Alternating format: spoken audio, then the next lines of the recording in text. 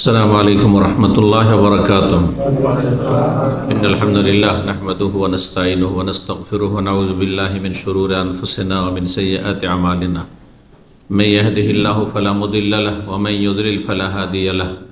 وأشهد أن لا إله إلا الله وحده لا شريك له وأشهد أن محمدا عبده ورسوله صلى الله تعالى عليه وعلى آله وصحبه وسلم تسليما كثيرا. أما بعد. أعوذ بالله من الشيطان الرجيم وما خلقت الجن والإنس إلا ليعبدون. সম্মানিত দিনী ভাতৃমণ্ডলী, আল্লাহ রাব্বুল আলামিনের প্রশংসা এবং প্রিয় নবী সাল্লাল্লাহু আলাইহি সাল্লামের উপর সালাত ও সালামের পর আজ বৃহস্পতিবার 12ই মুহররম 1446 হিজরি মোতাবেক 18ই জুলাই 2024 আমাদের ধারাবাহিক বিষয়ভিত্তিক আলোচনা। আজকের বিষয় সবচাইতে গুরুত্বপূর্ণ বিষয়, আর তা হচ্ছে তৌহিদের গুরুত্ব। তৌহিদ যে ভাষাটি আলহামদুলিল্লাহ আজকাল যথেষ্ট চর্চা হচ্ছে, মোটামুটি, যদি এর চাইতে আরও বেশি চর্চার এবং মানুষের কাছে আলোচনার খুব বেশি প্রয়োজন রয়েছে। কিন্তু একটা সময় ছিল তৌহিদ বললে এমন কিছু সমাজ যারা সংখ্যাগরিষ্ঠ, তৌহিদ আবার কী জিনিস, খালি তৌহিদ তৌহিদ কর, তৌহিদ সম্পর্কে কোনো জ্ঞানই ছিল না। সুতরাং তাদেরকে প্রথম বুঝে তৌহিদ কি। তো তৌহিদের বিশেষ একটি দিক নিয়ে আলোচনা করব আজকে। তৌহিদের তো বিভিন্ন দিক রয়েছে। তৌহিদের অর্থ, তৌহিদের প্রকরণ, আর তৌহিদের বিভিন্ন শাখা প্রশাখা, তৌহিদের গুরুত্ব, তৌহিদের ফজিলত। তা আমরা আজকে শুধু একটি বিষয় নিয়ে আলোচনা করব, তা হচ্ছে তৌহিদের দ্বীনে ইসলামে কত বেশি গুরুত্ব। চেষ্টা করব এই অল্প সময়ে 10টি পয়েন্ট আপনাদের সামনে পেশ করার, যে পয়েন্টগুলির মাধ্যমে জানতে পারবেন যে তৌহিদ কত গুরুত্বপূর্ণ বিষয়, যার ওপর সমস্ত মানব জীবনের নেক আমল নির্ভরশীল। তৌহিদ মানে হচ্ছে আল্লাহর একত্ব। তৌহিদ মানে তৌহিদুল্লাহ, আল্লাহর একত্ব। জি, আল্লাহ তার নাম গুণাবলিতে এক, আল্লাহ তার কাজে রুবুবিয়াতে এক ও একক, আল্লাহ রাব্বুল তার ইবাদত বন্দেগীতে এক ও একক, তার কোনো শরিক নেই। ওয়া ইলাহুকুম ইলাহু ওয়াহিদ, তোমাদের মাবুদ ইলাহুন ওয়াহিদ, এক মাবুদ, লা ইলাহা ইল্লাহু, তিনি ছাড়া কোনো সত্য মাবুদ নেই। ও রহমানুর রহিম, তিনি রহমান, তিনি রহিম। জি, আল্লাহর একত্ব অত্যন্ত গুরুত্বপূর্ণ বিষয়। যদি তৌহিদ থাকে তো ফরজ নফল কবুল হবে। তৌহিদ যদি না থাকে তাহলে কোনো কিছুই কাজে আসবে না, কোনো কিছুই কাজে আসবে না। আল্লাহ রাব্বুল আলামিন মানব জাতিকে সৃষ্টি করেছেন তৌহিদের জন্য, বরং জান্নাত জাহান্নাম সব কিছু সৃষ্টি হয়েছে এই তৌহিদের জন্য। তো ভূমিকায় কথা না বাড়িয়ে আমরা এক একটি পয়েন্ট নিয়ে আলোচনা করি। তৌহিদের প্রথম গুরুত্বের দিক হচ্ছে যে একজন মানুষের ওপর সর্বপ্রথম ফরজ কাজ, জীবনের সর্বপ্রথম ফরজ কাজ, আউয়াল ওয়াজিব, জীবনে প্রথম যে কাজটি ফরজ, সেটি সলাত নয়, সিয়াম নয়, যাকাত নয়, হ্যাঁ, বাপ মায়ের হক আদায় করা নয়, আর তারপরে আল্লাহর হক আর অমুকের হক এইসব বলে আপনি চলে গেলেন না। আল্লাহর হকের সবচেয়ে বড় হক যেটি, সেটি হচ্ছে তৌহিদ। আল্লাহকে এক বলে জানা, জ্ঞান অর্জন করা, এক বলে মানা মানে বিশ্বাস করা, আর স্বীকৃতি দেওয়া, মেনে নেওয়া, এবং আল্লাহ রাব্বুল আলামিনের একত্ব সার্বিক ক্ষেত্রে প্রতিষ্ঠা করা। সূরা ইখলাস কার মুখস্থ নেই? মুসলিম। কুল হু আল্লাহু আহাদ, আর আহাদ মানে জানাও আছে। হে নবী বলে দাও মানব জাতিকে, আল্লাহ হচ্ছেন এক ও একক। ওয়াহিদ মানে এক, আর আহাদ মানে এক ও একক। তো তৌহিদ মানব জাতির ওপর, শুধু মুসলিমদের উপর নয়, সমস্ত মানব জাতির ওপর, এমনকি জিনের ওপর, মানুষ এবং জিনের ওপর সবচাইতে গুরুত্বপূর্ণ এবং প্রথম ফরজ হচ্ছে কি? জি, আল্লাহর তৌহিদ, আল্লাহর একত্ব প্রতিষ্ঠা করা। কারণ তৌহিদ ভিত্তিক যদি বাকি আমলগুলি হয়, তৌহিদ ভিত্তিক সালাত নামাজ, তৌহিদ ভিত্তিক জাকাত সাদাকাত, তৌহিদ ভিত্তিক রোজা সিয়াম, তৌহিদ ভিত্তিক হজ ওমরা, তৌহিদ ভিত্তিক বাপ মায়ের সাথে সদাচরণ, তৌহিদ ভিত্তিক আল্লাহর একত্ব ভিত্তিক যদি জনকল্যাণমূলক কাজ হয়, মানুষের হক আদায় করা হয়, তাহলে সেটি হবে এবাদত। তার নাম কি? এবাদত। যদি তৌহিদ ভিত্তিক হয়, আল্লাহর একত্বের ভিত্তিতে হয়।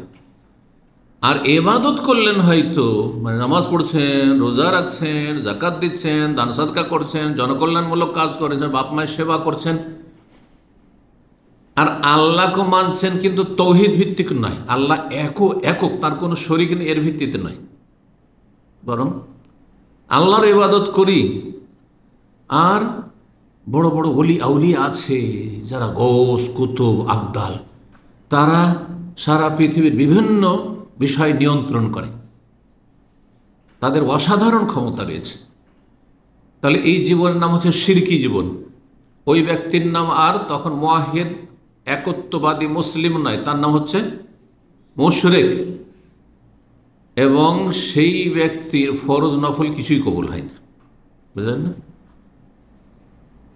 যদি আপনি মনে করেন যে আমি সমস্ত নামাজ পড়ছি, কোনো নামাজ বাদ দিই না, ফরজ নফল তাহাজ্জুদ গুজার সব নামাজ পড়ছি, আল্লাহকে মানছি, কিন্তু তার সাথে এটাও মানছি আব্দুল কাদের জিলানী অনেক কিছু দিতে পারে, সবচেয়ে বড় পীর, অসাধারণ ক্ষমতা রাখে, আল্লাহ তাকে ক্ষমতা দিয়ে রেখেছে, সে রোগ ভালো করতে পারে, বালা মুসিবত দূর করতে পারে, সন্তান দিতে পারে, মনস্কামনা পূরণ করতে পারে।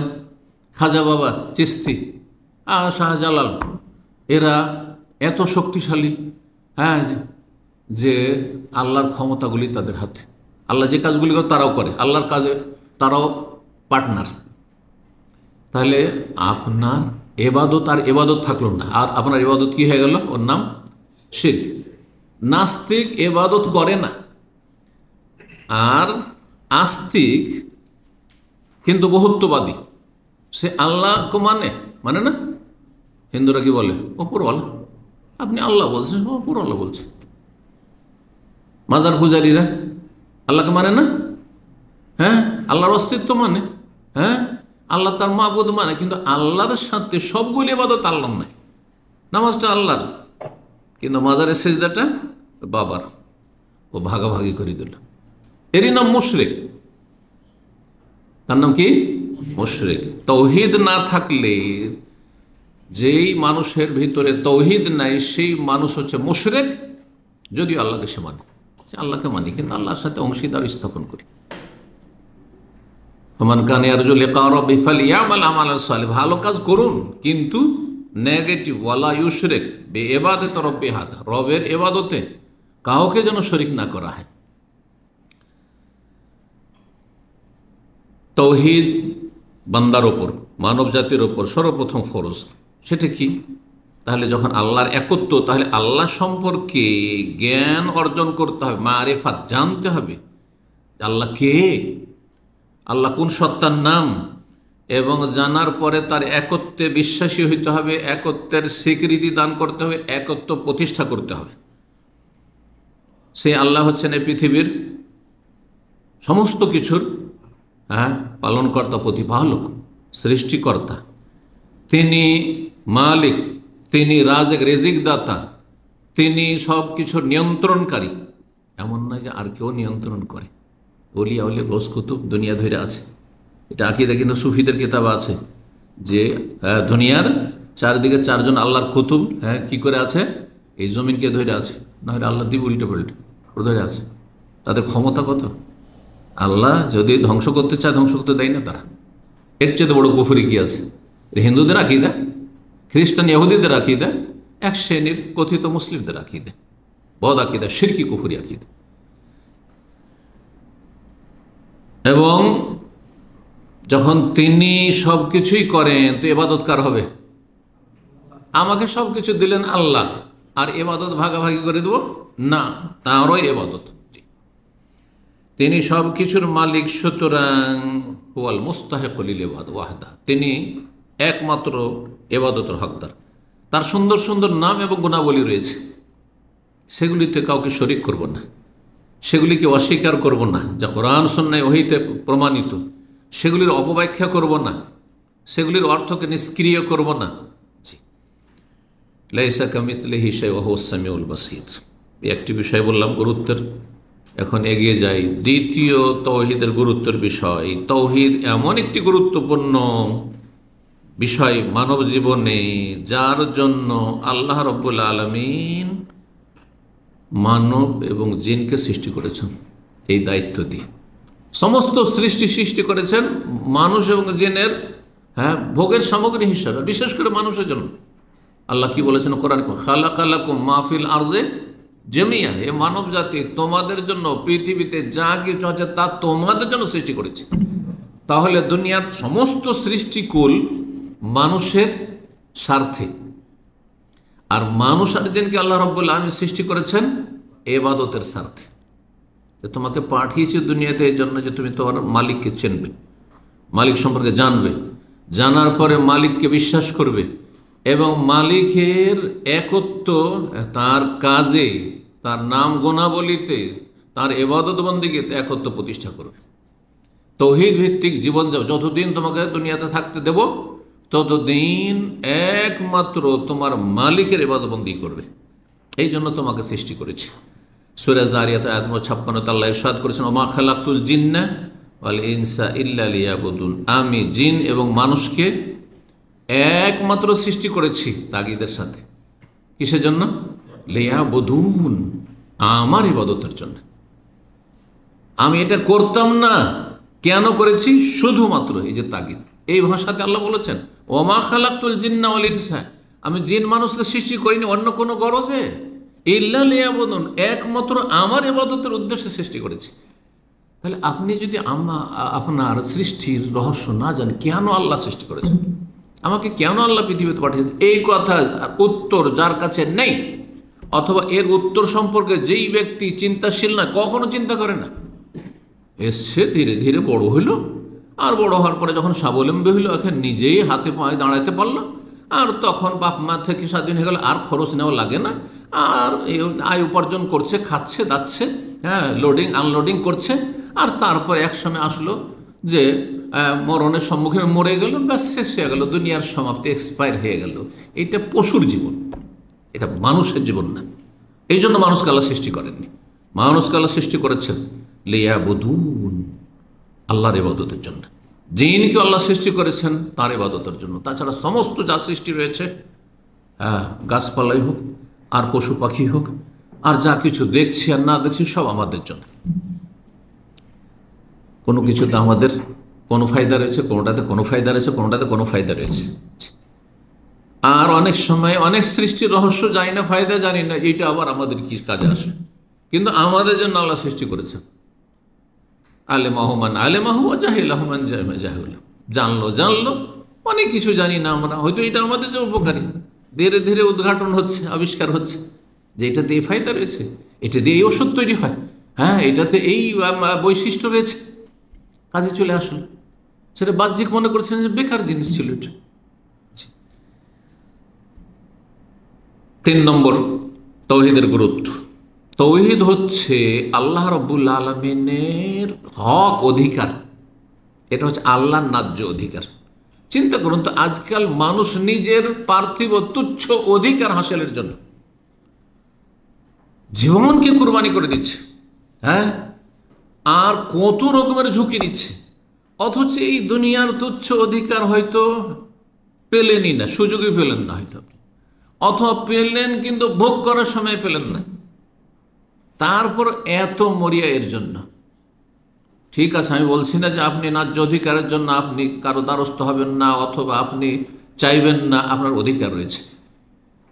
তা আপনি যখন আপনার অধিকারটা বুঝছেন, একজন স্ত্রী বুঝছে আমার স্বামীর অধিকার রয়েছে, ভরণ পোষণ ইত্যাদি, একজন স্বামী মনে করছেন আমার স্ত্রীর এই অধিকার আছে, কি জন্য আমি বিয়ে করেছি, কি জন্য এত বোঝা কাঁধে নিয়েছি আমি স্ত্রীর?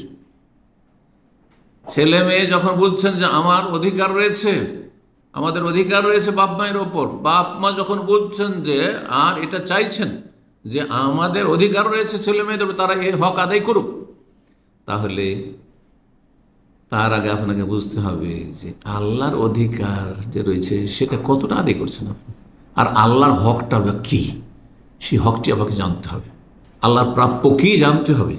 এই প্রাপ্য হচ্ছে ইবাদত। এই মর্মে মুআয বিন জাবাল রাদিয়াল্লাহু তাআলা হাদিস শোনাবো। সহিহ বুখারী 2856, সহিহ মুসলিমের হাদিস নম্বর 30। বলছেন তিনি, কুনতু রিদফান নবী সাল্লাল্লাহু আলাইহি ওয়াসাল্লাম, কোন রিওয়ায়াতে রদিফান নবী সাল্লাল্লাহু আলাইহি ওয়াসাল্লাম, নবী সাল্লাল্লাহু আলাইহি ওয়াসাল্লামের উটের পিঠে, বাহনের পিঠে পেছনে বসেছিলাম। কি ছিল সেই বাহনটি? আলা হেমার, গাধা ছিল। কাছে মদিনার অলিতে গলিতে আশেপাশে এই মহল্লাতে এই মহল্লা গেলে গাধা বা খচ্চরের পিঠে চাপতেন রাসূলুল্লাহ সাল্লাল্লাহু আলাইহি ওয়াসাল্লাম, কখনো ঘোড়ার পিঠে চেপেছে। কিন্তু দূরের সফর হলে, আরব দেশের মরুভূমির জাহাজ হচ্ছে, তখন ওঠ। জি, সেই গাধাটির নাম ওফাইর ছিল। নবী সাল্লাল্লাহু আলাইহি সাল্লামের পেছনে বসে আছেন মুআয। তাহলে কত ঘনিষ্ঠ সম্পর্ক।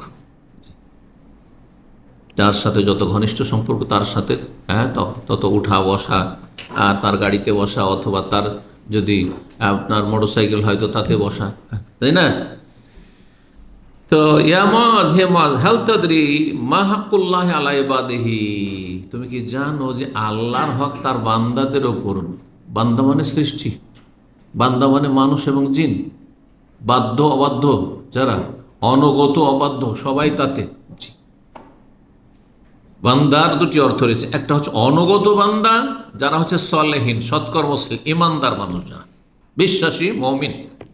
আর অবাধ্য বান্দা যারা আল্লাহর সৃষ্টি এবং সৃষ্টিগত বিষয়গুলিতে আল্লাহর সৃষ্টি নীতিমালার বাইরে যেতে পারে না, কিন্তু আল্লাহ দ্রোহী তারা মানুষ, যারা কাফের, মুশরিক অথবা পাপিষ্ট মুসলিম সমাজের, তারাও আল্লাহর বান্দা। কারণ আল্লাহর কাছে আল্লাহ যখন তাকে রোগ চাপিয়ে দেয়, তখন আর রোগকে সরাতে পারে না।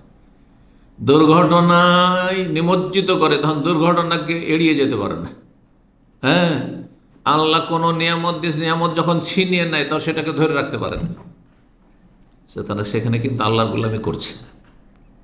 কিন্তু যেখানে শরীয়তের হুকুম, সেখানে গোলামি করে না, সেখানে অবাধ্য হয়ে যাচ্ছে। তাকে যেখানে স্বাধীনতা দেওয়া হয়েছে আর বলা হয়েছে যে এই ভালো কাজগুলি করো আর মন্দ কাজ থেকে বেঁচে থাকো, সেখানে আল্লাহকে মানছে না। এই জন্য এরা আল্লাহ দ্রোহী, হ্যাঁ, আল্লাহর দুশ্মনীরা। কিন্তু যেখানে নিরুপায় হয়ে যাচ্ছে, অর্থাৎ আমরে কওনি, আল্লাহ যে সৃষ্টিগত নির্দেশের ক্ষেত্রে, সেখানে নিরুপায়। মানুষকে শখ করে বিপদের সম্মুখীন হতে চাইবে, অসুস্থ হতে চাইবে। হ্যাঁ, খালি ভালো মানুষরা মেনে নেয় রোগকে, যে নাস্তিক তাকে মেনে নিতে হয়। হ্যাঁ, মরণকে মেনে নিতে হচ্ছে। আল্লাহর হুকুম এটি, কোন মরে গেল। এই জন্য হুকুম হচ্ছে, আল্লাহর হুকুম হচ্ছে দুই রকম, আমরে কওনি, আমরে শারঈ। আমরে কওনি মানে সৃষ্টিগত নির্দেশ, এখানে সমস্ত সৃষ্টিগুলো আল্লাহর গোলামি করে। আর আমরে শারঈ মানে বিধানগত শরীয়তগত আদেশ নিষেধ, এখানে অনগত বান্দারা, ভালো মানুষরাই আল্লাহর আনুগত্য করে, আর বাকিরা অবাধ্য, আল্লাহ দ্রোহী। আল্লাহর হক সম্পর্কে জানো বান্দার ওপর, ওমা হাক্কুল ইবাদি আলাল্লাহ, আর বান্দারই বা আল্লাহর ওপর হক কি? কারণ হক কিন্তু একতরফা হয়নি। হ্যাঁ, যে আপনি বলবেন যে আমার হক আদায় করতে আমার স্ত্রীকে, আর আপনার স্ত্রীর হক আদায় করবেন না, তা আপনি জালেম। ওয়ালিল্লাহিল মাসাল, আল্লাহর জন্য উত্তম দৃষ্টান্ত রয়েছে, উপমা রয়েছে। আল্লাহর যখন হক বান্দার ওপর রয়েছে, তাহলে বান্দারও আল্লাহর ওপর কিছু হক আছে। এই মর্মে জিজ্ঞেস করলেন দুটো কথা। বলতো প্রথম প্রশ্ন, সাহাবীরা কিভাবে প্রশ্নের উত্তর না জানা থাকলে আমাদের মতন ডানে বামে কোনো রকম করে বুঝিয়ে দিতে হবে। হ্যাঁ, এ কথা বলা যাবে না, জানা নেই, অত এ কথা বলা চলবে না, মানহানি হয়ে যাবে, যা ভুল হয়ে গেছে। না, ভুল স্বীকার করার প্রশ্ন ওঠে না, এই দিক থেকে ওই দিক থেকে, না আসলে আমার উদ্দেশ্য এরকম ছিল, আসলে এটা আমি বুঝাতে চেয়েছিলাম, না আসলে হ্যাঁ মানুষ মাত্র ভুল হয়, এটা বললেও তো অনেক বেশি, এটাও বলতে চাই না। জি, আল্লাহ হেদায়েত দান করুন। জি, বলছেন মুআয রাদিয়াল্লাহু, আল্লাহ ওয়া রাসূলু, আর আল্লাহ এবং তার রাসূল বেশি জানেন। নবী সাল্লাল্লাহু আলাইহি ওয়াসাল্লাম যতদিন বেঁচে ছিলেন সাহাবীরা বলতেন আল্লাহ বেশি জানেন আর তার রসুল তারপরে বেশি জানেন, কারণ রাসূলুল্লাহ সাল্লাল্লাহু আলাইহি ওয়াসাল্লাম তাদের মাঝে মওজুদ রয়েছেন, তার কাছে ওহী আসছে। আর সাহাবায়ে কেরামদের চাইতে বেশি জানছেন, কারণ সাহাবীদের কাছে ওহী আসছে না, তার কাছে ওহী আসছে। কিন্তু এখন নবী সাল্লাল্লাহু আলাইহি ওয়াসাল্লাম আমাদের মাঝে বিদ্যমান নন, এই ক্ষেত্রে বলবেন না যে আল্লাহ এবং রসুল বেশি জানেন। এটা কেউ বলেননি, নবী সাল্লাল্লাহু আলাইহি ওয়াসাল্লাম ইন্তেকালের পরে সাহাবীরাও বলেননি, আর তাবেঈনরাও বলেননি, আর ইমাম আবু হানিফা, শাফি, মালিক কথা আল্লাহ ওয়া রাসূলুহু আলাম বলেননি।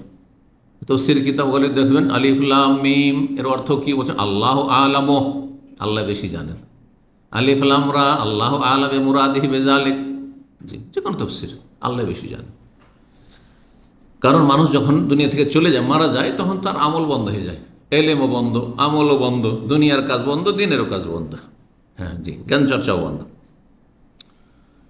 তখন নবী সাল্লাল্লাহু আলাইহি ওয়াসাল্লাম বলে ফাইন হাক্কাল্লাহি আলা ইবাদিহি, আল্লাহর হক হচ্ছে, অধিকার হচ্ছে বান্দার উপর, আইয়াবুদুহু ওয়ালা ইউশরিকু বিহি শাইআ, ইতিবাচক এবং নেতিবাচক একটা দিয়ে তাওহীদ কায়েম হবে না।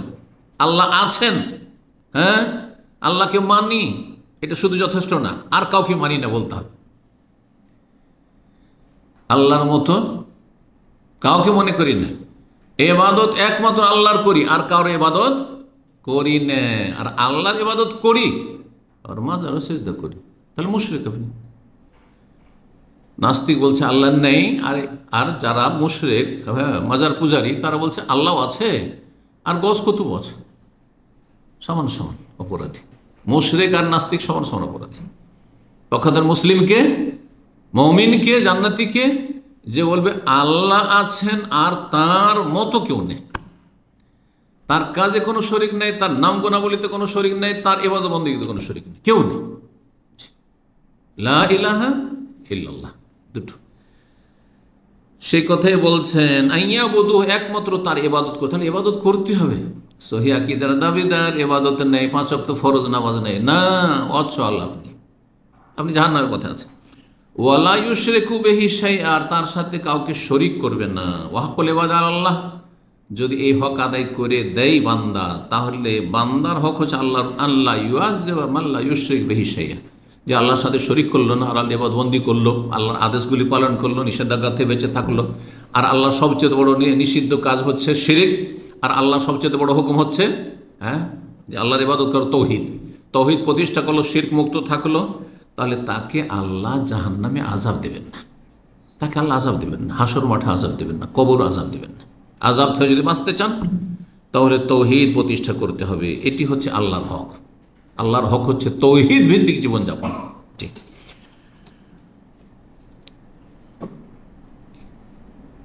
চিন্তা করুন একটি বিষয়, আর প্রতিটি মানুষ নিজ নিজ দায়িত্ব সম্পর্কে কিন্তু অনেক সজাগ, তাই না?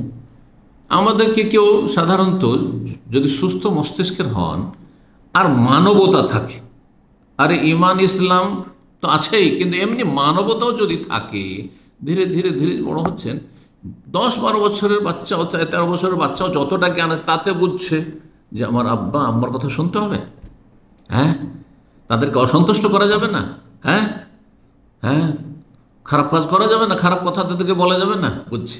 তাহলে সবাই কিন্তু দায়িত্ব সম্পর্কে সচেতন। হাক্কুল আওলাদ, ছেলে মেয়েদের হক বাপ মা বুঝছেন, স্বামীর হক বুঝছেন স্ত্রী, স্ত্রীর হক সম্পর্কে বুঝছেন স্বামী, প্রতিবেশীর হক বুঝছেন, বন্ধু বান্ধবের হক অধিকার বুঝছেন, ফ্যামিলি মেম্বারদের যে হক রয়েছে কার কতটা রয়েছে তা বুঝছেন, আত্মীয় স্বজনদের হক অধিকার বুঝছেন, এমনকি প্রতিবেশী অমুসলিম তাদেরও কিছু অধিকার আমাদের মাঝে, সেগুলোও কিন্তু কমন সেন্সে বুঝছেন। এই বুঝগুলির জন্য পাঠ পড়াইতে হয় না, সামাজিকভাবে বুঝে নেন, পারিবারিকভাবে বুঝে নিচ্ছেন। এই হকগুলো যখন বুঝছেন, অথচ এরা আপনাকে সৃষ্টি করেনি, এরা আপনাকে রোগ থেকে ভালো করেনি, এরা আপনাকে রিজিক দেয় না, খেতে দেয় না, হ্যাঁ বিপদ আপদ থেকে রক্ষা করেন না, এরা আপনার হায়াত মতের মালিক নাই, এদের হক সম্পর্কে এত সচেতন, তাহলে যিনি সব কিছুর মালিক, যিনি আপনাকে সৃষ্টি করেছেন, তার ইবাদতের জন্য তার হক সম্পর্কে কতটা সচেতন আপনি? কেমন মানুষ যে আল্লাহর হক ভুলে যাচ্ছেন, অথচ স্ত্রীর হক, স্বামীর হক, ছেলে মেয়েদের হক, আত্মীয় স্বজনদের হক, এগুলো বুঝছেন আবার, হ্যাঁ কত নির্বোধ আপনি তাহলে। ভালো করে বোঝার চেষ্টা করুন, আল্লাহ রাব্বুল তৌফিক দান করেন। সবচেয়ে গুরুত্বপূর্ণ হক মানুষের হক যেগুলি বললাম, নাকি আল্লাহর হক? আল্লাহর হক। 4 নম্বরের যে বিষয়টি তৌহিদের গুরুত্বের ক্ষেত্রে, তৌহিদ এমন একটি গুরুত্বপূর্ণ বিষয় যে তার উদ্দেশ্যে, তৌহিদ প্রতিষ্ঠার উদ্দেশ্যে আর তৌহিদের শিক্ষাদানের উদ্দেশ্যে, তৌহিদের প্রচার প্রসারের উদ্দেশ্যে সমস্ত নবী রসুলগণকে পাঠিয়েছেন। এ তৌহিদকে যদি আউট করে দেন তাহলে নবী রসুলরা এসছেন কি কাজে, পাঠিয়েছেন কেন, তাদের উপর আসমানি কিতাবই কেন এসেছে, কেন নূহ আলাইহিস সালামকে আল্লাহ পাঠিয়েছেন 950 বছর? রব্বে ইন্নী দাউতু কওমি লাইলান ওয়া নাহারা, সূরা নাহল বলছে, আল্লাহ এই জাতিকে আমি রাত দিন 24 ঘন্টা তোমার দিকে ডাকলাম, তৌহিদের দিকে ডাকলাম, লা ইলাহা ইল্লাল্লাহর দিকে ডাকলাম। ফালাম ইয়াজিদহুম দুআই ইল্লা ফিরারা, কিন্তু আমার এই 950 বছরের ডাকা তাদের পালায়নকে বৃদ্ধি করল, আরো বেশি দূরে হয়ে যাচ্ছে, যত ডাকছে তত দূরে হয়ে যাচ্ছে। এত খারাপ জাতি আল্লাহ 950 বছর, সুবহানাল্লাহ। আর বরদাস্ত হচ্ছে না, 950 বছর পরে শেষ হয়ে গেছে। আল্লাহর কাছে দোয়া করছেন, রব্বি লা তাজারাল আরদা মিনাল কাফিরিনা দিয়ারা, আল্লাহ তোমার জমিনে কোনো কাফেরকে এখানে ছেড়ে দিও না, ধ্বংস করে দাও ওগুলোকে, কাফেরকে ছেড়ে দিও না আল্লাহ। যথেষ্ট হয়েছে। তাহলে সমস্ত নবী রসুল, ইব্রাহিম আলাইহিস সালাম কেন আল্লাহ রসুল করলেন, কেন করেছিলেন? মানবতার শিক্ষা দেওয়ার জন্য শুধু? না, লা ইলাহা ইল্লাল্লাহ, তোমার সৃষ্টিকর্তা কে তোমাকে পাঠিয়েছেন, কেন পাঠিয়েছেন, কি করতে হবে, কেমন জীবনযাপন করতে হবে, এবং চোখের আড়ালে যে পরকাল রয়েছে, মরণের পরের জীবন রয়েছে, সে সম্পর্কে জানিয়ে দেওয়া, যেগুলি মানুষ নিজের জ্ঞান বিবেক দিয়ে আর বিচক্ষণতা জানতে পারে না। যে মরার পরে কি হয় না হয়, জান্নাত আছে, জাহান্নাম আছে, হ্যাঁ, সৃষ্টিকর্তা আছেন, তিনি আমাকে এই উদ্দেশ্যে পাঠিয়েছেন, এগুলি গায়বী আর সব অদৃশ্য। সুতরাং এই সমস্ত কিছু আর সমস্ত কিছুর মূল হচ্ছে তৌহিদ, আল্লাহর একত্ব। আল্লাহর একত্ব এমন একটি বিষয়, সমস্ত নবী রসুলগণের দাওয়াতের মৌলিক বিষয় এই ছিল না যে ব্যভিচার করিও না, এটি ছিল। যেমন আজকাল এক শ্রেণীর পথভ্রষ্টরা রয়েছে, তাদের বিভিন্ন নাম রয়েছে সংগঠনের, তারা বলে দেশ থেকে কি করতে হবে, মদ ঘুষ দূর করতে হবে, হ্যাঁ, সুদ দূর করতে হবে, ইসলামী অর্থনীতি নিয়ে আসতে হবে, আর বেশ্যাখানাকে গুড়িয়ে দিতে হবে। কিন্তু কোনোদিন শুনবেন না যে আল্লাহ ছাড়া অন্যের পূজার যে আস্তানা রয়েছে সেগুলিকে নির্মূল করতে হবে। শুনে লা ইলাহা ইল্লাল্লাহর কথা শুনেছেন না? শোনেননি? দুর্নীতি দূর করতে হবে। আর সবচেয়ে বড় দুর্নীতি যে মালিককেই চিনল না, যিনি সৃষ্টি করলেন, এর চাইতে বড় অপরাধ কি হয়? না, সমস্ত নবী রসুলগণের দাওয়াতের মৌলিক বিষয় কি ছিল? মা লাকুম মিন ইলাহিন গায়রু। কোরআনে কারীম পড়ে দেখুন, বিভিন্ন সূরাগুলি, সূরা হুদ, সূরা আরাফ, এই সূরাগুলি পড়ে দেখুন, যেগুলোতে আম্বিয়া রসুলগণের, হ্যাঁ, অনেকগুলি আম্বিয়া রসুলগণের একসাথে দাওয়াতের কথা আলোচনা হয়েছে এবং তাদের জাতির, অবাধ্য জাতির কথা আল্লাহ আলোচনা করেছেন। সেগুলিতে দেখুন আদ সম্প্রদায়, সামুদ সম্প্রদায়, লুত আলাইহিস সালামের সম্প্রদায়, এইরকম ইব্রাহিম আলাইহিস সালামের সম্প্রদায়, মুসা আলাইহিস সম্প্রদায়, যখন যেই নবীকে পাঠিয়েছেন, ওয়াবুদুল্লাহ, আল্লাহর ইবাদত বন্দেগী, মা লাকুম মিন ইলাহিন গায়রু, তোমাদের তার ছাড়া, সেই আল্লাহ ছাড়া কোনো মাবুদ নেই, কোনো সত্য উপাস্য নেই, সব বাতিল এগুলো। শেষ নবী মুহাম্মদ সাল্লাল্লাহু আলাইহি ওয়াসাল্লাম, তাকে কি জন্য আল্লাহ পাঠিয়েছেন? আর কোনখানে গিয়ে মক্কার কাফেরদের সাথে দ্বন্দ্ব শুরু হলো? 40 বছর পর্যন্ত একজন মানুষও তার শত্রু ছিল না, বরং সামান্য কোনো বিদ্বেষ রাখত না। সবাই তাকে আস-সাদিকুল আমিন বলে মেনে নিয়েছিল 40 বছর পর্যন্ত। 63 বছরের মধ্যে 40 বছরই এইভাবে কেটে গেল।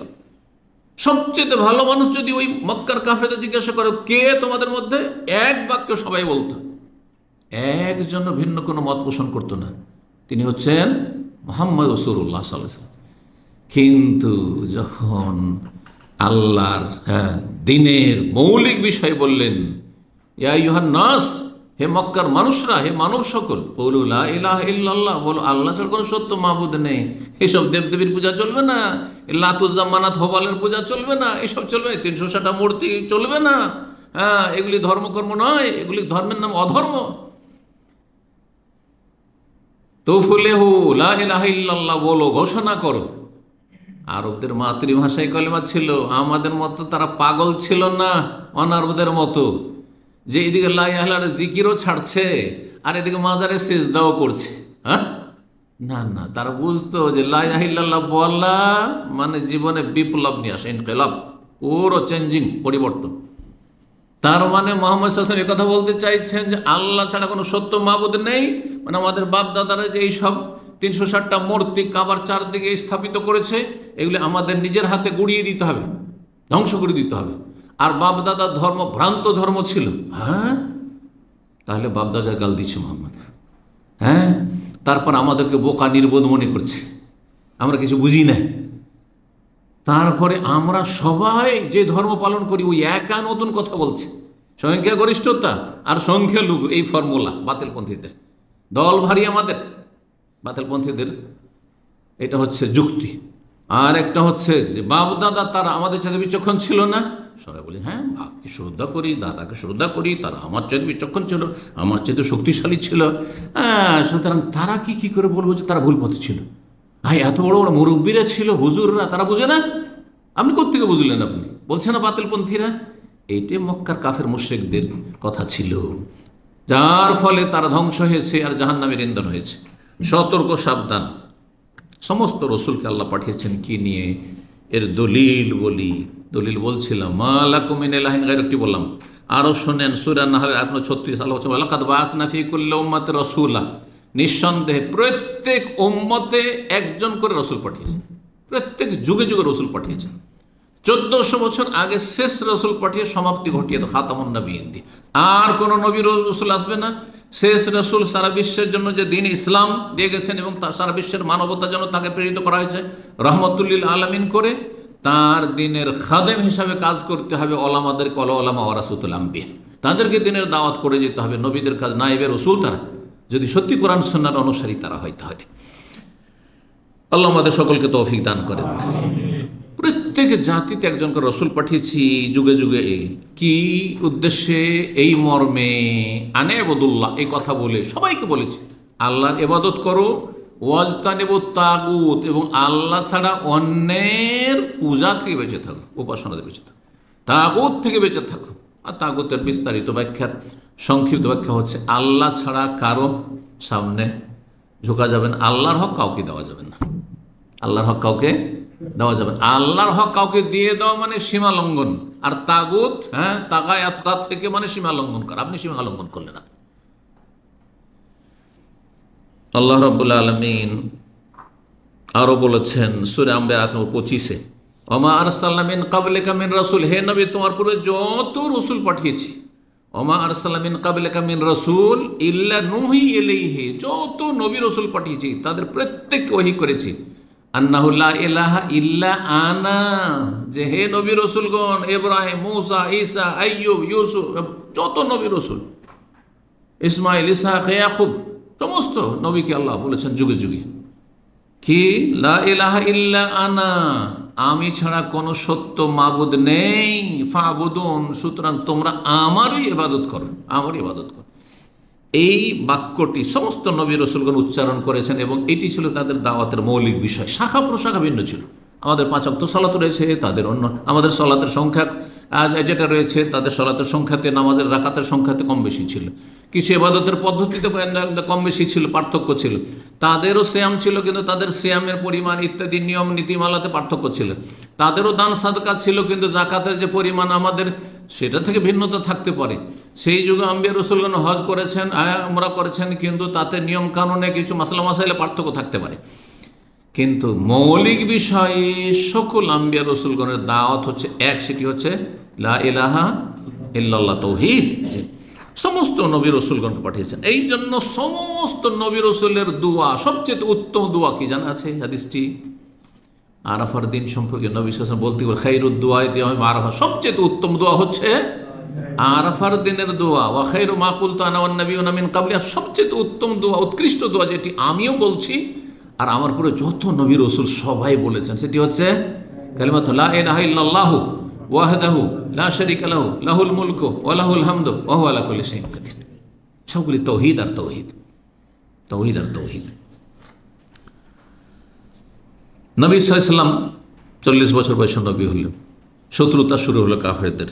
13 বছর মক্কায় থাকলেন। 13 বছরের মধ্যে শেষ দিকে গিয়ে নামাজের বিধান, কোন ফরজ তখন পর্যন্ত আসে না, জাকাত না, রোজা না, হজ না, পর্দা, সবগুলি মাসলা মাসাইল, হালাল হারামের মেলা মাসলা মাসাইল সব কিছুই কোথায় নাজিল হইল?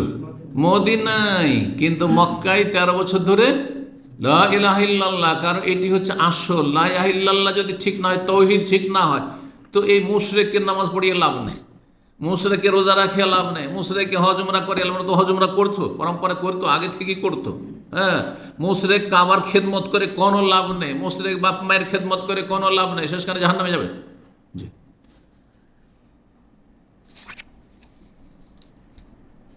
5 নম্বর যে তৌহিদের গুরুত্বের বিষয়, তা হচ্ছে তৌহিদ এমন একটি গুরুত্বপূর্ণ বিষয়, যখনই আপনি ইসলামের দাওয়াত, ইসলামের খেদমতের কাজ শুরু করবেন, একজন অমুসলিমকে ইসলামের দাওয়াত দেবেন, একজন জন্মসূত্রে মুসলিম কিন্তু ইসলামের কিছুই জানে না, জিরো, একবার কিছুই জানে না, এমন অনেক মুসলিম আছে, কি দিয়ে শুরু করবেন?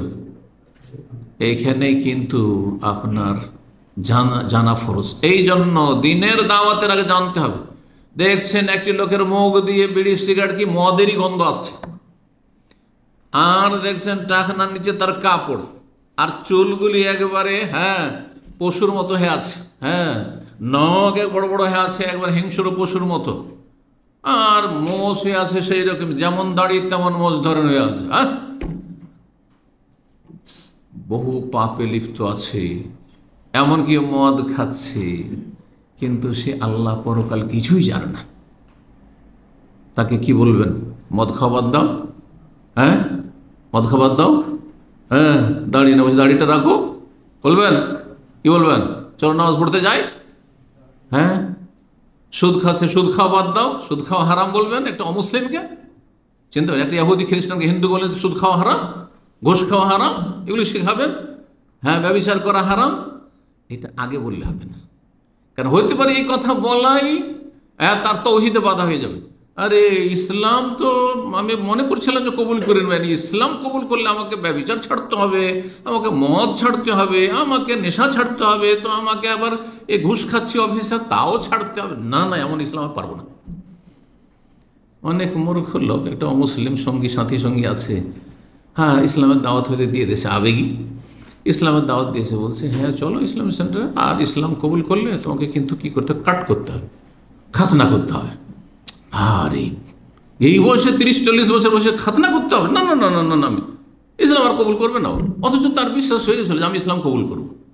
আপনার মূর্খামির কারণে সে জাহান্নামে চলে গেল।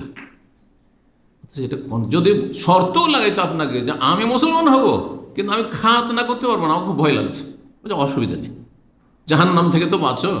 কারণ তুমি বিনা খাতনাতেও যদি মরে যাও, স্থায়ী জাহান্নামী হবে না যদি তোমার তৌহিদ ঠিক থাকে। 5 ওয়াক্ত সালাতটা ঠিক হয়ে যায় কমপক্ষে তৌহিদের পরে, তাহলে তুমি স্থায়ী জাহান্নামী হবে না। একটা হারাম নাজায়েজ কাজ আছে, তাতে সতর্কতা অবলম্বন করে যদি পেশাব পরিষ্কার করে নিতে পারো তো ভালো কথা, আর না হলে পেশাব থেকে গেলে সেখানে আরও গুনাহ বাড়তে থাকবে। কিন্তু সেই ব্যক্তি বলতে পারেন তুমি স্থায়ী জাহান্নামী হয়ে যাবে পেশাবে জান, এই কথা বলতে পারেন না। কথা বলছেন না? বুঝছেন না? তাহলে তৌহিদের দাওয়াত প্রথম হবে। এর দলিল যত সাহাবায়ে কেরামদেরকে বিভিন্ন জায়গায় বিভিন্ন সময় নবী সাল্লাল্লাহু আলাইহি ওয়াসাল্লাম পাঠিয়েছেন ইসলামের মেসেজ নিয়ে, যাও ইসলামের শিক্ষা দাও। কি বলেছেন? আগে মানবতার কথা বলবে, ভালো চরিত্রের কথা বলবে, এগুলো। আজকাল কিন্তু এক শ্রেণীর লোকেরা মানবতার কথা বলতে হবে, আখলাক চরিত্র নিয়ে আলোচনা করতে হবে, নবীর মহব্বত নিয়ে আলোচনা করে, নবীর মহব্বত অবশ্যই আলোচনা করতে, তার আগে আল্লাহর মহব্বতের কথা আলোচনা করতে। আর আল্লাহর মহব্বতের দাবি কি? যে আল্লাহর গুণ, আল্লাহর কাজ, আল্লাহর হক কাউকে দেবো না, কিঞ্চিত পরিমাণে দেবো না। এটা হচ্ছে আল্লাহর মহব্বত।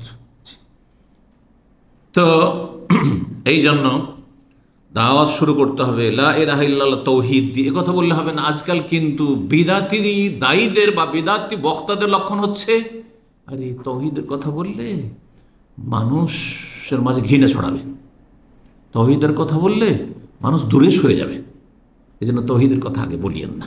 এখন একটু দূর থেকে বলবেন, আর একটু গঠনমূলক কথা বলবেন, খুব চমৎকার চমৎকার ভাষা, একটু মানবতার শিক্ষা দেবেন, আখলাক, হ্যাঁ, আমলের শিক্ষা দেবেন।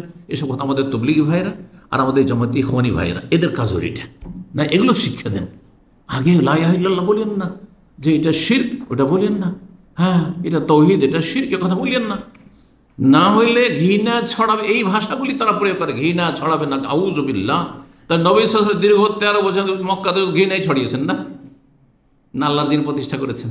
এইটাই আল্লাহর দিন। আল্লাহর দিন প্রতিষ্ঠা মানে গদি দখল করাও নয়, আর আল্লাহর দিন প্রতিষ্ঠা মানে স্ত্রী, হ্যাঁ, ছেলে মেয়ে, পরিবার পরিজন, বাপ মা সবকে ছেড়ে দিয়ে একবারে চলে যাওয়া, এক দেশ থেকে এক দেশ চলে যাওয়া, একবারে চিল্লায়, এর নাম ইসলাম প্রতিষ্ঠা নয়। ইসলাম প্রতিষ্ঠা হচ্ছে তৌহিদ প্রতিষ্ঠা, লা ইলাহা ইল্লাল্লাহ।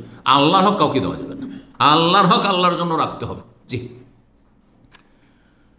তো নবী সাল্লাল্লাহু আলাইহি ওয়াসাল্লাম বিভিন্ন সময় পাঠিয়েছেন। শুধু একটি ঘটনা বলি, যখন ইয়ামান দেশ বিজয় হলো, নবী সাল্লাল্লাহু আলাইহি ওয়াসাল্লাম ইয়ামান দেশে গভর্নর করে পাঠিয়েছিলেন একজন সাহাবীকে, নাম জানা আছে, এই মুআয রাদিয়াল্লাহু তাআলা আনহু।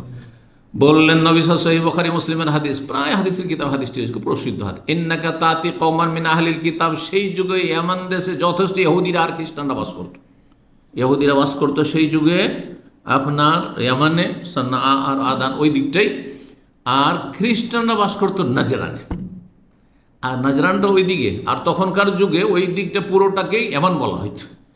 তো এই সমস্ত বিস্তর অঞ্চলের জন্য গভর্নর করে যখন পাঠালেন মুআয রাদিয়াল্লাহু তাআলা আনহুকে, তাকে গভর্নর বানালেন, তাকে মুআল্লিম হিসাবে, শিক্ষক হিসাবে, তাকে সেখানকার বিচারপতি হিসাবে এবং মুফতি হিসাবে।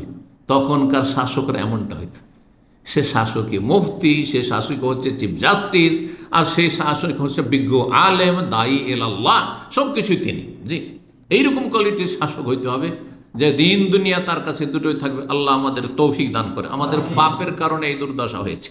জি। তো বললেন যে তুমি এমন একটি জাতির কাছে যাচ্ছ, তার আহলে কিতাব, তাদের কাছে ধর্ম কর্ম সম্পর্কে কিছু তো নলেজ আছে, যার নলেজ আছে তার সাথে অন্য ভঙ্গিমায় কথা হইতে হবে, নাহলে হ্যাঁ শুধু এই মানে এত সোজা মনে করলে হবে না। আর যার কিছুই যায়, প্রাথমিক জ্ঞান, প্রাথমিক জ্ঞানও নেই তার, তাহলে প্রাথমিক স্তরে আপনি কথা বলতে পারেন, খুব সহজ কথাগুলি, তাই না? তাহলে মানুষ বুঝে কথা বলতে হবে। একেবারে গ্রাম অঞ্চলের মানুষ আর একেবারে অশিক্ষিত নিরক্ষর মানুষ, তাদেরকে যুক্তিতে মুক্তি, যুক্তি যদি শোনাতে না বুঝবে, হেকমত আর রহস্য বুঝবে, তাহলে তাদেরকে ওয়াজ নসিহতের কথা, উপদেশমূলক কথা বলতে হবে। কিন্তু বড় উচ্চ শিক্ষিত আর খুব জেনারেল শিক্ষিত আর খুব বিচক্ষণ, আর সেসব লোকের সামনে যদি ওই সব ওয়াজ যদি শুধু শোনান, তো ওইটাতে তাদেরকে আকৃষ্ট করা যাবে না, তাহলে তাদের ক্ষেত্রে তখন আলোচনার ধরনটা অন্যরকম হবে। নবী সাল্লাল্লাহু আলাইহি ওয়াসাল্লাম এই কথাই শিখলেন তাকে। তারপরে বললেন কিসের দাওয়াত দিবে, তাহলে ফালিয়াকুন আউওয়ালা মা তাদউহুম ইলাইহি, তাদেরকে সর্বপ্রথম যে দাওয়াত দিবে সেটি হচ্ছে ইলা আইয়াশহাদু আল্লা ইলাহা ইল্লাল্লাহ ওয়া আন্না মুহাম্মাদ রাসূলুল্লাহ। আর কোন রিওয়ায়াতে ইলা আইয়াহিদুল্লাহ, ইউয়াহিদুল্লাহ, তৌহিদ শব্দটি ব্যবহার করেছে। অনেক আজকাল বিদআতীরা বলে যে তৌহিদ কোথায় কোরআন হাদিস আছে? এই হাদিসে ইলা আইয়াহিদুল্লাহ, ওয়াহাদা ইউয়াহিদু তাওহীদান, তৌহিদ মাসদার। তারা যেন তৌহিদ পথে সহিহ বুখারীর 7372 নম্বরে ফালিয়াকুন আউওয়ালা মা তাদউহুম ইলা আইয়াহিদুল্লাহ, আল্লাহর তৌহিদ যেন প্রতিষ্ঠা করে, এর জন্য দাওয়াত দেবে। আর অন্য অন্য রিওয়ায়াতে 1496 নম্বর হাদিসে রয়েছে যে শাহাদাতু আল্লা ইলাহা ইল্লাল্লাহ, লা ইলাহা ইল্লাল্লাহ, যত সাক্ষী দেয় আল্লাহ ছাড়া কোনো সত্য মাবুদ নেই, এবং মুহাম্মদ সাল্লাল্লাহু আলাইহি ওয়াসাল্লাম আল্লাহর রাসূল, এই কথার দিকে আহ্বান করবে। সেটা যদি মেনে নেই, তখন বলবে যে ফাইনাল্লাহ ইফতারাদা আলাইহিম, আল্লাহ ফরজ করেছেন কি খামসু সালাওয়াতিন ফি কুল্লি ইয়াউমিন, তাহলে তার আগে বলবে না ও লা ইলাহা ইল্লাল্লাহ না মানে। একটা লোক বলছে যে ভাই আমি তো হিন্দু, বলছে চলো চল চল নামাজ পড়, করবেন নাকি? একসময় হাইয়ার লোক ছিল, একটা গল্প আছে, ভাষ্যকার গল্প আছে, কথা বুঝতে পেরেছেন? রাস্তায় কিছু শিখ বসে আছে, আর দাঁড়িয়ে দেখেছে, তো দাঁড়িয়ে দেখেছে মানে মনে করছে যে মোটামুটি এটা ভালো, আবার দাঁড়িয়ে আছে নামাজ পড়তে যায় না, মানে জামাত শুরু হয়ে গেছে, নামাজ পড়তে যাচ্ছে না, সাল্লাহ সাল্লাহ বলছে। তখন ভাঙা আরবিতে বলছে আনা ফি শিখ, কি বলছে? আমি হচ্ছে শিখ। ও জানে না যে শিখ ধর্ম, হিন্দুটা জানে, হিন্দুসিটা জানে, আর নসরানি খ্রিস্টান জানে, ইহুদিও জানে, মজুসিও জানে, আর ওরা কিন্তু শিখ যে এক ধর্ম রয়েছে আর ধর্মাবলম্বী রয়েছে ভারতে, পাঞ্জাবে, এটা জানে না। তখন বলছে আউয়াল সাল্লি বাদেন শিখ, আগে নামাজ পড় তারপরে শিখ মিক করো তুমি। হ্যাঁ, ও বুঝেনি ওর কথা শিখ, ও হয়েছে কোনো একটা কথা আমাকে বলতে চাইছে, বলছে পরে ওইটা, আগে নামাজ পড়তে। এটাই করবেন নাকি? ও বেচারা না হয় বুঝেনি, আপনি বুঝেন না, নির্বোধ। জি, যে আগে নামাজ না, যখন দেখছেন অমুসলিম, এতটা বলতে পারেন যে ভাই অমুসলিম, তোমাদের দেখা দেখে মুসলিমরা বেনামাজি হবে, তুমি ঘরের ভিতরে গিয়ে বসো, রোমের ভিতরে যা বসো, দোকানের ভিতরে বসো, বাইরে রাস্তায় বসে থাকবে না। হ্যাঁ, যদি ইসলামিক স্টেট হয়, মুসলিম সমাজ হয়, মুসলিম দেশ, তো এই অধিকার মুসলিমদের রয়েছে। হ্যাঁ, খোলামেলা যেখানে সেখানে রমজান মাসে পানাহার করবে, সেই দেখা দেখে মুসলিমরা খাওয়া দাওয়া, কোথায় আপনি বাছাবাছি করবেন যে এটা মুসলিম দিনে পানাহার করছে, এটা মুসলিম, সুতরাং ভিতরে খাওয়া দাওয়া করবে, খোলা রাস্তাতে কোথাও খাওয়া দাওয়া করতে পারবেন, এটা অধিকার। জি, এটা হচ্ছে দ্বীন ইসলাম। জি, আল্লাহ রাব্বুল আলামিন সঠিক বুঝ দান করুন। প্রথম দাওয়াত দিতে হবে লা ইলাহা ইল্লাল্লাহর তৌহিদের দাওয়াত দিতে হবে। যদি নামাজ তারপরে মেনে নেয়, তখন যাকাত, এক একটা করে। জি, বেশি গুরুত্বপূর্ণ, তারপরে গুরুত্বপূর্ণ। 6 নম্বর, তার আগে একটি কথা বলি আরো, যে মানুষের কবরে কয়টি প্রশ্ন করা হবে? 3টি। 1 নম্বর প্রশ্ন কি বলেন তো দেখি? 1 নম্বর প্রশ্ন আল্লাহ সম্পর্কে। এর মানে যে আল্লাহকে মানতাম আর পীরকে মানতাম নাকি? তাহলে মনকের নাকের উদা হয়ে যায়, এরা পীরকে মানত রে, এর আর মনকের নাকের হিসাব লাগবে নাকি? না না, মোটেই না, মোটেই না। আল্লাহকে মানত, আর কাউকে মানা যাবে না ওখানে। হ্যাঁ, আর কাউকে মানা যাবে না, এর মানে বেয়াদবি নয়। মানা যাবে না মানে আল্লাহর হক কাউকে দেওয়া যাবে না, আল্লাহর হক কাউকে, ওতে ভাগাভাগি চলবে না, এতে কোনো কম্প্রোমাইজ নেই আল্লাহর হকের ক্ষেত্রে। তো বলছিলাম, প্রথম প্রশ্ন কি হবে? মান রব্বুকা, তোমার রব কি? তারপরে তার জবাব দিতে পারলে তখন 2 নম্বর, তাহলে তোমার দিন কি? তাহলে রব যখন, তো রবের তো মনোনীত দিন হচ্ছে ইসলাম, তোমার দিনটা কি? 2 নম্বরে যদি ইসলাম বলতে পারেন, পাশ করেন। আর পাশ করতে তখনই পারবেন যখন ইসলাম পালন করেছেন, ফরজ ওয়াজিব আদায় করেছেন, আপনি অন্তত ছিলেন, সর্বনিম্ন অন্তত মুসলিম ছিলেন, আপনি ঈমান ভঙ্গ করেননি। আর সেটাই যদি হয়, তাহলে 3 নম্বর প্রশ্ন হবে মান নাবিয়ুকা মা হাযার রাজুল আল্লাযী বুইসা ফীকুম, তিনি কে, যাকে পাঠানো হয়েছিল। কারণ রাসূল সাল্লাল্লাহু আলাইহি ওয়াসাল্লাম ছাড়া দিন ইসলাম জানা সম্ভব নয়, তার মাধ্যমে আল্লাহ দিন ইসলামকে মানব জাতির কাছে পাঠিয়েছেন। সুতরাং রসুলকে জানছো না, তাহলে ইসলাম কি করে জানলে? হ্যাঁ, অতপ্রতভাবে এই 3টি বিষয় জড়িত, একটি আরেকটির সাথে জড়িত।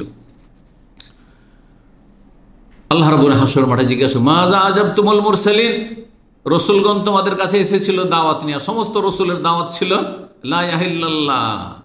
জিজ্ঞাসা করে প্রত্যেক মানুষকে আল্লাহ জিজ্ঞাসা করবেন, যারা মেনেছে যারা মানেনি সকলকে, যে রসুলদের দাওয়াতের জবাব কি দিয়েছিলেন? মাজা আজাবতুম আল মুরসালিন, যারা মুমিন মুসলিম তারা জবাব দিতে পারবে, যুগে যুগে নবী রসুলের দাওয়াতে সাড়া দিয়েছিল। আর যারা মানেনি তারা হা হা লাদরি, কবরেও করবে আর হাসর মাঠেও করবে, জাহান্নামে যাবে। 6 নম্বর তৌহিদের গুরুত্বের পয়েন্ট হচ্ছে, তৌহিদ হচ্ছে সমস্ত আমল, ফরজ হোক আর নফল হোক, কবুল হওয়ার জন্য শর্ত। তৌহিদ নেই কোনো কিছুই কবুল হবে না। অর্থাৎ কোনো ব্যক্তি যদি আল্লাহর হক কাউকে দিয়ে দেয়, সে আল্লাহর তৌহিদের যে দিকগুলি রয়েছে, তৌহিদের রুবুবিয়াতে শিরক করলো, আল্লাহর কাজে শিরিক করে দিল, অথবা আল্লাহর নাম গোনাবলিতে শিরিক করলো, কুফরি করলো, অথবা আল্লাহ রাব্বুল আলামিনের ইবাদত বন্দেগীতে শিরিক করলো, একটা শিরিক যদি থাকে তাহলে কবুল হবে না। কারণ আমল কবুল হওয়ার জন্য আগে ঠিক থাকতে হবে তৌহিদ, ইখলাস। তৌহিদ বলেন তাতে ইখলাস শামিল, আর ইখলাস বলেন তাতে তৌহিদ শামিল। তৌহিদ মানে আল্লাহর একত্ব ভিত্তিক ইবাদত, আর ইখলাস মানে নিষ্ঠার সাথে ইবাদত, একমাত্র খুলখানির ভেজাল করা, ভেজাল মুক্ত করা। আর দ্বিতীয় শর্ত হচ্ছে এক রাসূল সাল্লাল্লাহু আলাইহি ওয়াসাল্লামের তরিকায় হইতে হবে, অনুসরণে হইতে হবে, ইবাদত হবে আল্লাহর তরিকা হবে রাসূলুল্লাহ সাল্লাল্লাহু আলাইহি ওয়াসাল্লাম। এই কথাটি আমি কিন্তু 26 বছর থেকে বলে আসছি এই দমামে, খুব সহজ ভাষায়। যখন প্রাথমিক পর্যায়ে মানুষরা ছিল কিছু, আলহামদুলিল্লাহ এখন তো আপনারা অনেক কিছু শিখেছেন, কিছু জানতেন না, তখন সহজ ভাষাতে আল্লাহ আমাকে এটা ইলহাম করলো যে কোরআন হাদিসটা যতটা বুঝেছিলাম সহজ ভাষায় ইবাদত করবেন এক আল্লাহ, আর তরিকা নেবেন কার? একমাত্র রাসূলুল্লাহ। এইসব 126 তরিকা নয়, অচল, এগুলো সব চলবে না। সুফিদের তরিকা চলবে না, কারও তরিকা চলবে না। মানুষের বানানো কোনো পদ্ধতিতে বলবেন দুনিয়ার যুক্তি দিয়ে, হ্যাঁ, আর তাতে মুক্তি খুঁজবেন যে দাম্মাম আসার জন্য মেলা রাস্তা, হ্যাঁ, পূর্ব দিক থেকে আসলে এতগুলি রাস্তা, পশ্চিম দিক থেকে এতগুলি রাস্তা, উত্তর দিক থেকে এত রাস্তা, দক্ষিণ দিক থেকে যেইখান থেকে আসতে চান দাম্মাম পৌঁছেই গেলেন সিটি সেন্টার, ঠিক না? এই যুক্তি কিন্তু আল্লাহর ক্ষেত্রে চলবে না, যে আল্লাহর কাছে আসার জন্য, হ্যাঁ, মেলা রাস্তা, সুফিদের 126 তরিকার রাস্তা, আর তারপরে ইহুদি ইজম আর খ্রিস্টান ইজম আর বুদ্ধিজম আর হিন্দু ইজম আর মুসলিম, যে কোনো একটা দিয়ে আসলে হলো, এইটা নয়। আল্লাহকে শুধু একটি রাস্তাতে পাওয়া যাবে, সেটা হচ্ছে সিরাতে মুস্তাকিম। আর সিরাতে মুস্তাকিম হচ্ছে ইসলাম। ইসলাম হাবলুল্লাহ, আল্লাহর রশি কোরআনে কারীম, এবং দ্বীন হচ্ছে আল্লাহর মনোনীত একমাত্র ইসলাম। আল্লাহ যেন বুঝার তৌফিক দান, আমলের তৌফিক দান করেন। সূরা বনী ইসরাঈল আয়াত নম্বর 19 আল্লাহ ইরশাদ করেছে, ওমার আরাদ আল আখিরা, কেউ যদি পরকালে কিছু পেতে চায় আল্লাহর কাছে, আর জান্নাত পরকালে আছে, দুনিয়াতে নেই। দুনিয়াতে যতই সুখ পান না কেন, রাজা হয়ে যান আর ধনকুপ হয়ে যান, তৌহিদ যদি না থাকে তো জাহান্নামে জ্বলতে হবে। এতে কোনো স্থায়ীভাবে জ্বলতে হবে। ভালো করে শুনে রাখেন, তৌহিদ বিহীন জীবন। এই জন্য বলছেন, আল্লাহ বলছেন যে ওমান আরাদ আল আখিরা, কেউ যদি আখিরাত চায়, ওয়াসালাহা সাইয়াহা, তার জন্য যথাযথ চেষ্টা করে। আখিরাতে আপনি চান আল্লাহর কাছে, জান্নাত চান আর জাহান্নাম থেকে বাঁচতে চান, তো তার জন্য কি করতে হবে? যথাযথ চেষ্টা থাকতে হবে। চেষ্টা হচ্ছে ফরজ ওয়াজিব আদায় করা, চেষ্টা হচ্ছে হারাম নাজায়েজ থেকে বেঁচে থাকা। আর তার আগের শর্ত হচ্ছে ওয়াহুয়া মুমিন, সে ঈমানদারও বটে। মুমিন আর ঈমানদার মানে মুওয়াহহিদ, তৌহিদবাদী। ঈমান, তৌহিদ ছাড়া ঈমান হয় না, তৌহিদ ছাড়া ইসলাম হয় না। কারণ ঈমান ইসলামে যখন তৌহিদ না থাকে, তখন তার নাম হয়ে যায় শিরক, তার নাম হয়ে যায় কুফর। ফাউলাইকা কানা সায়ু মাশকুরা, তাদের মেহনতের মূল্যায়ন করা হবে। আল্লাহ বলছে পরকাল চাই, আর তার জন্য যথাযথ চেষ্টা, আর ঈমান তৌহিদের সাথে, ঈমান মানে তৌহিদের সাথে, তাহলে ফাউলাইকা কানা সায়ু মাশকুরা, তাদের মেহনতের আল্লাহ মূল্যায়ন করবেন। আর না হলে তৌহিদ যদি না থাকে আর ভালো আমল করে, তাহলে কি হবে? তাদের আমলের কোনো মূল্যায়ন হবে না, বরং সেগুলি মরিচিকার মতো হবে। অন্য আয়াতে বলছে ওয়াল্লাযিনা কাফারু আমালুহুম কাসারাব, সূরা নূরে আল্লাহ বলছেন, কাফেররা কুফরির অবস্থায়, শিরকের অবস্থায় যারা দুনিয়া থেকে চলে গেছে, তাদের যে জনকল্যাণমূলক আমলগুলি ছিল, অথবা ইবাদত বন্দেগী ছিল, নামাজ রোজা হজ যাকাত করেছে, আর মাজারও পূজা করেছে, মাজারও খাসি গরু জবাই করেছে বা সেজদা করেছে আর চাদর চড়িয়েছে, তাহলে তাদের আমলগুলি দেখবে হাসর মাঠে কার মতো? মরিচিকার মতো। যেমন নদীর চরে, বালির চরে, বালি ঝিকঝিক ঝিকঝিক করে, চকচক করে, আর মনে হচ্ছে যে পানি আর পানি। একজন পিপাসিত ব্যক্তি ছুটে যায়, এই যে পানি কাছে, এই যে পানি কাছে, এই যে, যত যায় তত দূরে পানি হয়ে যায়, পানি পাই না। হাত্তা ইযা যাও, যখন কাছে চলে আসছে, আরে সব শেষ হয়ে গেল, কিন্তু পানি তো নাই।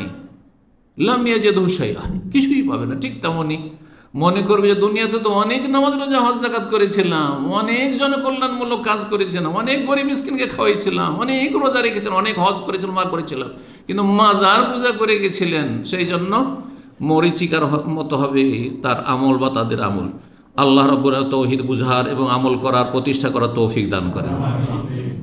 7 নম্বর গুরুত্বের পয়েন্ট হচ্ছে তৌহিদের। কোরআনে কারীমের পুরো বিষয়বস্তু হচ্ছে তৌহিদ। এই কথাটি আজকে বুঝে নেন এই অল্প সময়। কোরআনে কারীমের শুরু থেকে শেষ পর্যন্ত পুরো বিষয়বস্তু হচ্ছে কি? তৌহিদ আর তৌহিদ। এটা না বুঝলে কিন্তু, ভালোভাবে না বুঝলে বুঝতে পারবেন না। এটা কেমন কথা হলো? কোরআনের সব জায়গায় তৌহিদ, এত নবীদের কিসসা কাহিনী আছে, আর এত হুকুম আহকাম মাসলা মাসাইল আছে, আর এত বিয়ে শাদী তালাকের কথা আছে, বলছে সব তৌহিদ আর তৌহিদ, তৌহিদ আর তৌহিদ, তাই না? এত কাফের জাতির ধ্বংসের গল্প আছে, কাহিনী আছে, তো সবগুলি তৌহিদ। হ্যাঁ, সবগুলো তৌহিদ। কেমন করে তৌহিদ? ইমাম ইবনুল কাইয়্যিম রাহিমাহুল্লাহর মূল্যবান এই ব্যাখ্যা শুনলে বুঝবেন। মাদারেজুস সালেকিন, তার একটি গুরুত্বপূর্ণ কিতাব, 3য় খণ্ড 450 পৃষ্ঠাে তিনি বলছেন। হুবহু তার কথাগুলি সংক্ষেপে এতটুকু শুধু অল্প কথায় শুনিয়ে দিই। বলছে ইন্না কুল্লা আয়াতিন ফিল কোরআনিল ফাহিয়া মুতাযাম্মিনাতুল লিত-তাওহীদ। কোরআনে কারিমের প্রত্যেকটি আয়াত তৌহিদকে শামিল। যখন তার আলোচনা শুরু করলাম, সেখানে একটি কথা প্রসঙ্গে মনে আসলে কথাটি বলি। একটি কিতাব আমি অনুবাদ করেছি, ছোট্ট বই। কিতাবটির নাম হচ্ছে কোরআনে কারিমে তৌহিদ। কেউ পড়েছেন বইটি? কোরআনে কারিমে তৌহিদ। কারণ মনে আছে না, ভুলে গেলেন সব?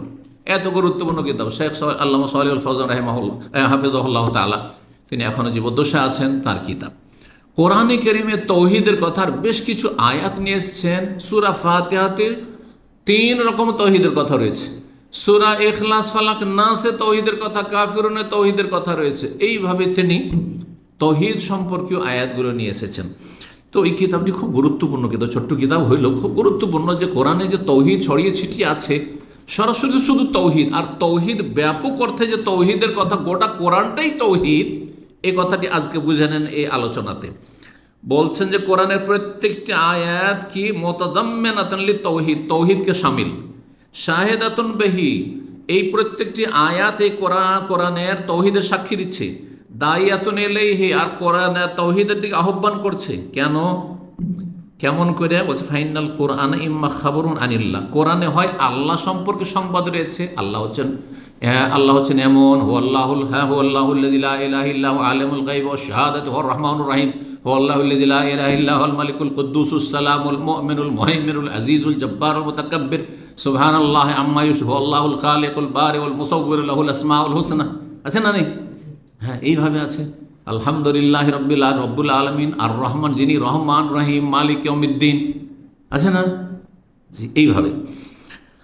তো বলছেন হয় আল্লাহ সম্পর্কে সংবাদ রয়েছে কোরআনে, না হলে ও আসমাই ওয়া সিফাতি ওয়া আফআলি, তার নাম সম্পর্কে, তার গুণাবলী সম্পর্কে, ও আফআলি, তার কাজগুলি সম্পর্কে। আল্লাহ এই করেন, আল্লাহ এই করেন, আল্লাহ এই করেন।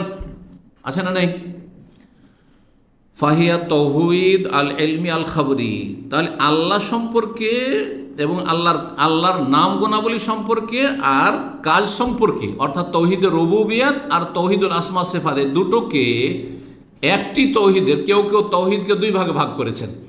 তো তৌহিদকে যারা 2 ভাগে ভাগ করেছেন, তো একটি ভাগ হচ্ছে তৌহিদ ইলমি খাবরি, তৌহিদুল ইলমি আল খাবরি, যাতে তৌহিদের ইলম এবং খবর রয়েছে, সেগুলি আল্লাহর নাম গুণাবলী অথবা আল্লাহর কাজ সম্পর্কে। ওয়াইম্মা দাওয়াতুন ইলা ইবাদাতিহি, অথবা কোরআনের আয়াত রয়েছে যেগুলোতে আল্লাহর ইবাদতের দিকে আহ্বান করা হয়েছে। ওয়াহদাহু লা শারীকা লাহু, যার কোনো শরীক নেই, যিনি একক। আছে না নেই? ওয়া ইলাহুকুম ইলাহু ওয়াহিদ, আল্লাহু আহাদ, আল্লাহুস সামাদ ইত্যাদি। আর ওয়া খালকুল্লি মা ইউবাদু মিন দুনি, আল্লাহ ছাড়া যেসবের ইবাদত হচ্ছে, উপাসনা, সেগুলি পরিত্যাগ করার কথা বলা হয়েছে। কুল ইয়া আইয়ুহাল কাফিরুন লা আ'বুদু মা তা'বুদুন, তোমরা ইবাদত করছো যেগুলি পূজা করছো, আমি করি না।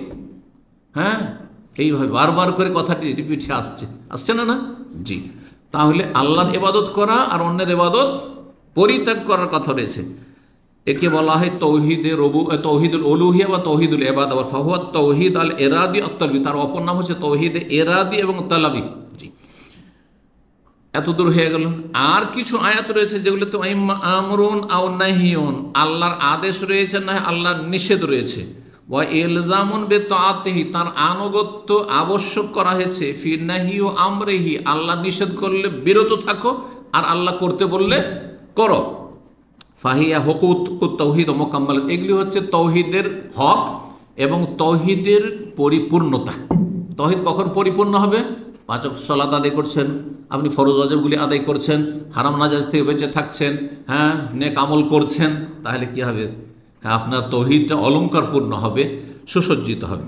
ওয়াইম্মা খাবরুন আন কারামাতিল্লাহ, অথবা কিছু আয়াত রয়েছে যেগুলিতে আল্লাহ যে সম্মানিত করেছেন সে সম্পর্কে খবর রয়েছে। কার আগে সম্মানিত করেছেন? তৌহিদবাদীদের, আহলে তৌহিদিহি ওয়া তাআতিহি, যারা অনুগত মুমিন মুমিনাত, তাদেরকে আল্লাহ যুগে যুগে সম্মানিত করেছেন। তারপর আখিরাতে সম্মানিত করবেন।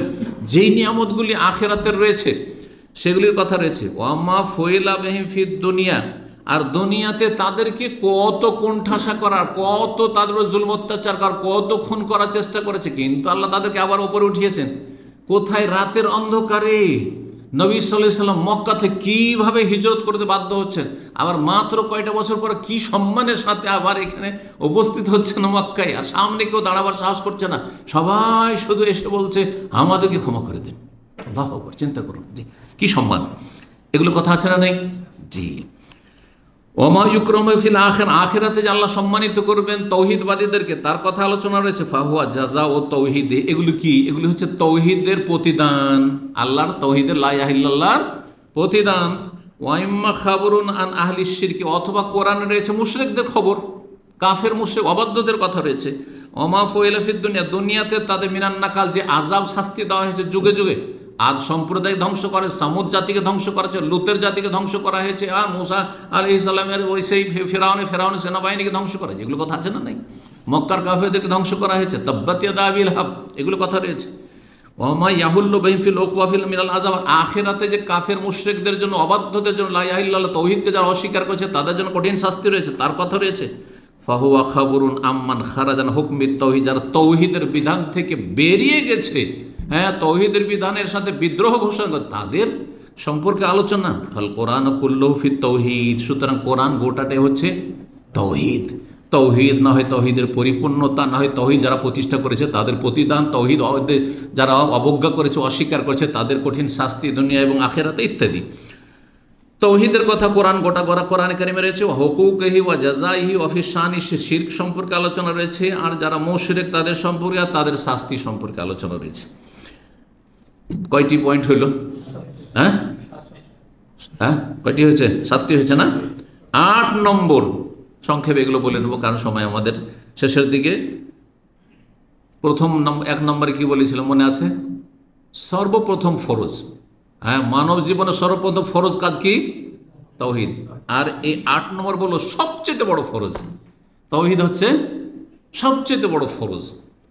আপনি আপনার জীবনে প্রথম লা ইলাহা ইল্লাল্লাহ শিরক থেকে বাঁচবেন আর তৌহিদ কায়েম করবেন, নাকি আগে নামাজ পড়বেন, আগে রোজা রাখবেন, কোনটা করবেন? আগে শিরক মুক্ত হইতে হবে। একটা অমুসলিম যখন আসবে আগে ওকে কলমা পড়াবেন না, চল নামাজটা পড়ে আসি পরে কলমা পড়াচ্ছি, হ্যাঁ? তো সবচেয়ে বড় ফরজ কি? যখন সবচেয়ে বড় ফরজ তাহলে তার নেকিও সবচেয়ে বড়। এই জন্য একটি হাদিসে রয়েছে যে হাসরের মাঠে লা ইলাহা ইল্লাল্লাহর একটা ছোট্ট কার্ড থাকবে, সেই কার্ডে লা ইলাহা ইল্লাল্লাহ লেখা আছে এক পাল্লাতে, আর আরেক পাল্লাতে হ্যাঁ সমস্ত তার গুনাহগার কি হবে? লা ইলাহা পাল্লাটা ঝুঁকে যাবে, হারিয়ে যাবে। যত বড় ফরজ তত তাতে নেকিও বেশি, তাতে নেকিও বেশি। জি, এই জন্য শিরক মুক্ত ব্যক্তি যদি আমল কমও থাকে, কোন রকম 5 ওয়াক্ত ফরজ, 5 ওয়াক্ত ঘাটতি থাকলে হবে না। 5 ওয়াক্ত ফরজ, শুধু ফরজটা আদায় করেছে, 17 রাকাত পড়েছে, সুন্নত পড়েনি, তাহাজ্জুদও পড়েনি, কিছুই পড়েনি, কিন্তু শিরক করেনি।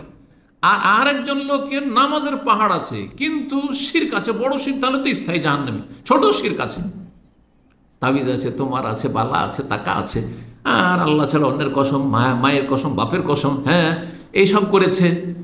এই যে করেছে, এই লোকের নামাজের পাহাড় থেকে, রোজা হজ জাকাতের পাহাড় থেকে ওই তৌহিদবাদী লোকের সাথে পাল্লা দিতে পারবে না হাসর মাঠে। ওই শুধু তার ফরজটা অত ছোট ঠিক ছিল, বেশি নেক আমল ছিল না। এবার বোঝা গেছে তৌহিদ কত গুরুত্বপূর্ণ বিষয়। তৌহিদ থাকলে একদিন না একদিন জান্নাত পাবে, আর যদি তৌহিদ না থাকে তাহলে কোনোদিন জান্নাত পাওয়া যাবে না। 9 নম্বর বিষয়, জান্নাত জাহান্নামের বাজার আল্লাহ কেন তৈরি করেছেন? কেন তৈরি করেছেন? এই তৌহিদের জন্য। কারণ জান্নাত কোনোদিন ধ্বংস হবে না, জাহান্নাম কোনোদিন ধ্বংস হবে না, এইটা হচ্ছে আহলে সুন্নাত ওয়াল জামাতের আকীদা। আর অন্য অপরাধী যদি হইতো তাহলে হ্যাঁ 1000 বছর বা 100 বছর জাহান্নাম থাকতো, তারপর জাহান্নামের কোনো প্রয়োজন নেই, কারণ পানিশমেন্ট হয়ে গেছে। হ্যাঁ, যাবজ্জীবন চিরকালের জন্য শাস্তি একমাত্র কার জন্য? জাহান্নামের শাস্তি কার জন্য? কাফের মুশরিকের জন্য, তাওহীদ যারা প্রতিষ্ঠা করেনি। চোর ডাকাত চিরকাল জাহান্নামে থাকবে না যদি তার তাওহীদ ঠিক থাকে। কিন্তু আজকালকার মুসলিম সমাজের চোর ডাকাত আল্লাহ পরকাল জীবনেও চিন্তা করে না, নামাজ পড়ে না, আর বেনামাজি বড় কাফের, সুতরাং সেই ব্যক্তি মাজার পূজারী সমানই হয়ে গেল। জি, বেদিন। জান্নাত এবং জাহান্নামের বাজার আল্লাহ যে তৈরি করেছেন, সৃষ্টি করেছেন এবং প্রস্তুত রেখেছেন কিসের জন্য? এই তৌহিদের জন্য। লা ইলাহা ইল্লাল্লাহ, জান্নাতীদেরকে স্থায়ী করবেন লা ইলাহা ইল্লাল্লাহর ভিত্তিতে জান্নাতে, আর জাহান্নামীদেরকে স্থায়ী জাহান্নামী কারা হবে? যারা লা ইলাহা ইল্লাল্লাহকে নষ্ট করেছে, যারা শিরকে লিপ্ত হয়েছে, শিরকের অবস্থায় দুনিয়া থেকে গেছে। সর্বশেষ 10 নম্বর, আদম আলাইহিস সালামকে যখন আল্লাহ সৃষ্টি করলেন, তার ছেলে মেয়েরা যখন হতে লাগলো, তখন মানব জাতির কয়টা ধর্ম ছিল? কটা ধর্ম ছিল? একটি ধর্ম ছিল। কিন্তু নূহ আলাইহিস সালামের যুগে এসে কি হয়ে গেল? কয়টি ধর্ম হইল? কেন নূহ আলাইহিস সালামকে আল্লাহ 950 বছর দাওয়াত দিতে পাঠালেন জাতিকে? কেন মানব জাতি কয় ভাগে ভাগ হয়ে গেছে? কয় ভাগে ভাগ হয়েছে? দুই ভাগে ভাগ হয়ে গেছে। দুই ভাগে ভাগ হয়ে গেছে। এক জাতির নাম হচ্ছে মুমিন মুসলিম, আর এক জাতির নাম হচ্ছে কাফের মুশরিক। সূরা তাগাবুনের আয়াত নম্বর 2 আল্লাহ বলছে, ওয়াল্লাযী খালাকাকুম, আল্লাহ সেই সত্তা যিনি তোমাদেরকে সৃষ্টি করেছেন। আদমকে যখন সৃষ্টি করলেন, আদমের ছেলেরা প্রথম সবাই তাওহীদের উপর, তারপরে শিরক শুরু হইল। তখন মানব জাতি এক না, মানব জাতি এক, আদম সন্তান, সব আদম সন্তান কি হয়ে গেল?